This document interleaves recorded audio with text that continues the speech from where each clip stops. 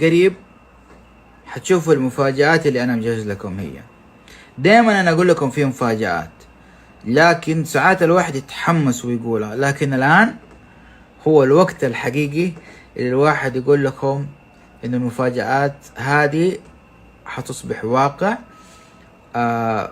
من المفاجآت شيء عن الكتب، من المفاجآت محاضرات، من المفاجآت خبر عن نادي جديد.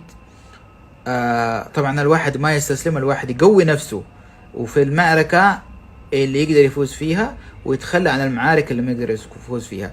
المعركة اللي أنا أبغى أفوز فيها هي المعركة إنه نحول المحتوى اللي في المملكة العربية السعودية إلى محتوى هادف، إلى محتوى نظيف، إلى محتوى محترم، بدل محتوى فيه ابتذال وعري ومخالفات قانونية ومخالفات إعلامية